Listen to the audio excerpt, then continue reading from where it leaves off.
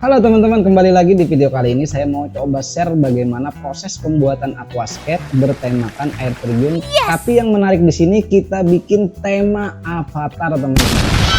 Menarik bukan? Oke, tonton aja videonya sampai habis, semoga bermanfaat. Let's go.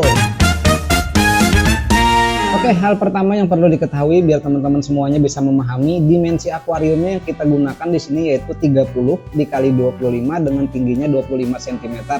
Dan untuk replika air terjunnya tentu saja sudah saya buat sebelumnya ya. Buat teman-teman yang mau tahu bagaimana proses pembuatan replika air terjun nanti bisa dicek di channel yang ada ini, nanti scroll aja ke bawah, di situ ada saya bikin tutorial bagaimana proses pembuatan replika air terjun secara khusus. Untuk akuariumnya di sini sengaja untuk bagian depan kacanya itu tidak dipasang dulu ya teman-teman, buat memudahkan kita dalam merangkai sebuah hardscape. Pertama saya pasangkan dulu yaitu papan under gravel pada bagian dasar ya, kemudian kita pasangkan slopnya, nah baru kita tutup dengan kapas putih.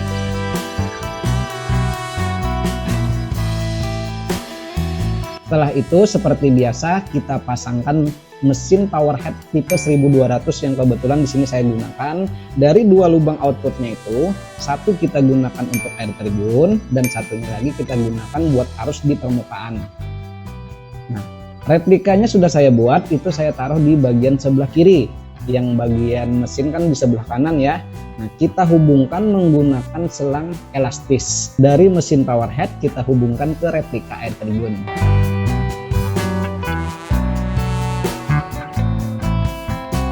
Setelah itu lanjut ke bagian yang paling penting, dan ini bagian yang cukup memakan waktu yang lama. Kadang-kadang biasanya di bagian penyusunan batu ini ya teman-teman, untuk membangun sebuah tebing, sebuah hardscape itu saya sendiri aja secara pribadi kadang-kadang berhari-hari dibikin segini, nanti besok sambung lagi, nanti dilihat lagi apakah udah pas, apakah udah sesuai. Kalau nggak cocok, kurang moodnya, nanti disambung lagi di hari yang akan datang. Jadi kayak gitu, bagian membuat hardscape ini perlu waktu yang cukup lama, karena disinilah bagian desainnya itu teman-teman. Nah, dalam penyusunan batu di sini, replika kan di sebelah kiri ya, untuk mesin kan di sebelah kanan. Targetnya tutup dari dua bagian ini. Bagian replika itu harus kita tutup, bagian mesin pun juga harus kita tutup dengan batu. Dari dua tebing kiri dan kanan ini nantinya kita bentuk sebuah tebing yang berbentuk avatar teman-teman. Nah, disinilah kita bermain imajinasi, kreasi kita masing-masing. Saya yakin teman-teman pasti pengembangannya lebih menarik lagi. Yang jelas seperti inilah proses yang saya lakukan. Satu-satu ya kita susun batu dari depan ke belakang, kiri dan kanan. Kita cari ujung-ujungnya. Kalau mau dibikin avatar itu biasanya bagian atas ada gunung, bagian bawah juga seperti ada gunung teman-teman. Nah, kemudian juga bagian belakang sambil kita tambahkan dengan pasir malang ya untuk membuat slop di bagian belakang. Nah, kemudian juga yang buat seperti ada batu yang terapung atau batu yang mengambang terbang, itu saya bikin kecil. Ini saya lem teman-teman, saya lem di bagian belakang ke kacanya, jadi dilem ke bagian kaca yang di belakang, seperti terlihat terkesan batu itu melayang, mengambang. Oke, sampai sudah selesai kita bikin atau membangun sebuah hardscape avatarnya. Gimana teman-teman? Sampai di sini saya pikir udah cukup ya, sudah terbentuk seperti batu-batu yang melayang. Nah, karena bagian depan akuarium ini tidak saya pasang kacanya, jadi saya pasangkan dulu karena untuk membuat hardscape-nya sudah selesai ya. Saya pasangkan, kita tunggu kering dulu, biasanya 1 hari 1 malam itu kering. Nah, baru saya coba untuk kita isi air pelan-pelan. Dan ternyata teman-teman ada aja masalah, ternyata bagian depannya bocor teman-teman.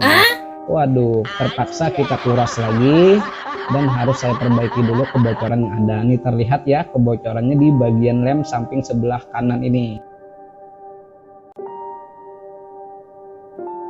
Nah, setelah selesai kita perbaiki, kita coba isi air lagi dan alhamdulillah tidak terjadi masalah, tidak bocor lagi.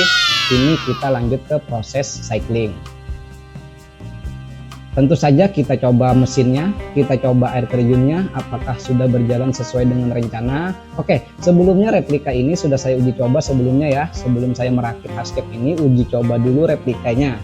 Kalau sudah sesuai harapan, baru kita rakit menjadi sebuah hardscape. Dan sekarang karena kita sudah isi, kita coba lagi. Dan kadang-kadang setelah disusun hardscape pun teman-teman masih kita lihat lagi apakah air terjun itu sudah sesuai dengan apa yang kita harapkan untuk jatuh pasirnya itu. Nah, ternyata sudah pas, sudah sesuai. Kita tunggu dulu, kita lakukan proses cycling selama beberapa hari.